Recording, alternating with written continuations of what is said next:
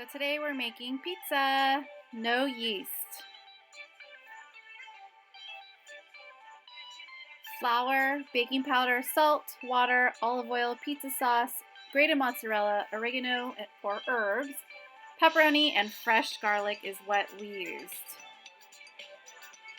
So in a large bowl, you're going to mix the dry ingredients first.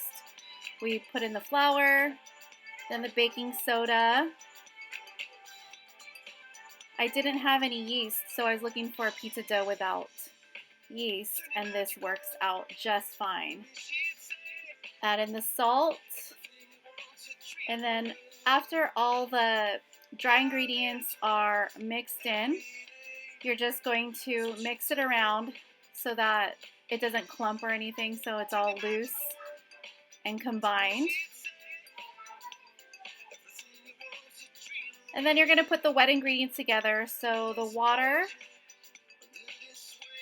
and the olive oil, and then slowly you're going to mix it into the dry ingredients. Just pour it in. Reserve some of it at first, just in case. You could use your hands or with a wooden spoon. If it's too sticky, add some flour. If it's too dry, add some more liquid. It'll get a little bit messy, but you'll see when you use your hands, you'll feel around, and then it's going to become soft and pliable. You could either make one big, huge 12-inch pizza or two smaller ones, but since I wasn't going to eat meat today, I decided to make one meat and one cheese. You're going to roll them into rounds. I roughly did it. Oh, word to the wise, I used a little bit of wheat flour because that's what I had a little bit of left over. So it was a little bit harder to roll out. I started with a base of olive oil and thinly sliced fresh garlic and some Italian herbs. I just sprinkled it on. And then I put the toppings. So I put the tomato sauce. I used Rao's marinara sauce. Yummy, yummy stuff. We use it on our pasta, so I thought I could use it on my pizza. Topped it with some Italian blend, shredded cheese, and pepperoni, and that was all.